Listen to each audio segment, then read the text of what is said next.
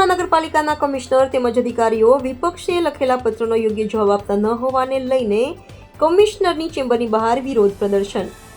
PI દ્વારા વિરોધ પક્ષના મહિલા નેતાને તેમની ઓફિસ બહારથી ખેંચી અટકાયત કરી. સુરત મહાનગરપાલિકામાં આજે આમ આદમી પાર્ટી દ્વારા વિરોધ પ્રદર્શન કરવાની ચીમકી આપવામાં આવી હતી. વિપક્ષ દ્વારા અધિકારીઓ સમયસર તેમને જવાબ આપતા નથી તેમજ સંતોષકારક જવાબ પણ આપતા ન હોવાથી ફરિયાદો છેલ્લા ઘણા સમયથી થઈ રહી હતી. આવી સ્થિતિમાં આશ્ચર્યજનક કાર્યક્રમ કરવાની જાહેરાત આમ આદમી પાર્ટીને કરવામાં આવી હતી.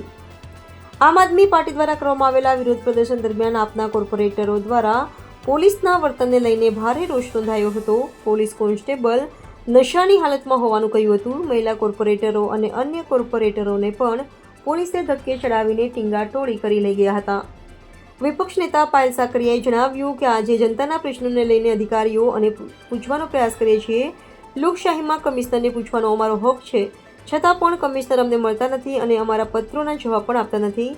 આજે જ્યારે અમે વિરોધ કરી રહ્યા હતા ત્યારે હું વિરોધ કર્યા બાદ મારી વિરોધ પક્ષની ઓફિસ તરફ જઈ રહી હતી ત્યારે અન્ય મહિલા પોલીસ કોન્સ્ટેબલ હોવા છતાં પણ પીઆઈએ મારો હાથ ખેંચીને અટકાયત કરવાનો પ્રયાસ કર્યો હતો, જે ખૂબ જ દુઃખદ ઘટના છે. હું શાંતિથી મારી ઓફિસમાં જઈ રહી હતી, સૂત્રોચ્ચાર પણ કરતી ન હતી, છતાં પીઆઈ દ્વારા મને રીતસર ખેંચવાનો પ્રયાસ કરવામાં આવ્યો હતો.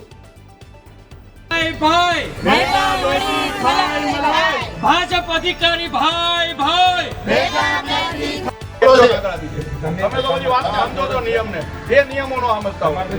અમારી જોડે હોય પણ અમે પ્રોગ્રામ કરવા ત્યાં જઈએ છીએ. પ્રોગ્રામ હોય તો સામી સાથ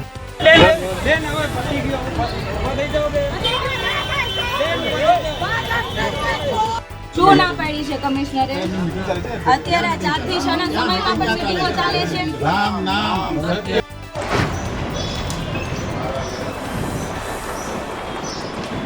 ધીમે ધીમે જવાબ આપો, જવાબ આપો,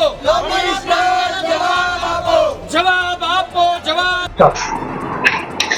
આજે આમ આદમી પાર્ટીના તમામ નગરસેવકોની સાથે તમામ સંગઠનના સાથ સહકારથી આજે અમે મ્યુનિસિપલ કમિશનરશ્રીને અમે રજૂઆત કરવા માટે જઈએ છીએ.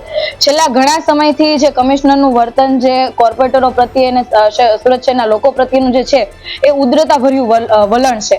જે રીતે અત્યારે જે કામગીરી સુરત શહેરના કમિશનર કરી રહ્યા છે એ કામગીરી જોતા એવું લાગે છે કે એ સુરત શહેરના જે કેમ કે રાજા હોય, રાજાશાહી જે વલણ હોય એવું બતાવે છે. ખરેખર કમિશનર ભૂલી ગયા છે કે સુરત શહેરના જે લોકો છે એમના નોકર છે, નહીં કે ભાજપના નોકર. હાલમાં જે એમની કામગીરી છે ભાજપના નોકરની કામગીરી હોય એવી એ કામગીરી કરે છે.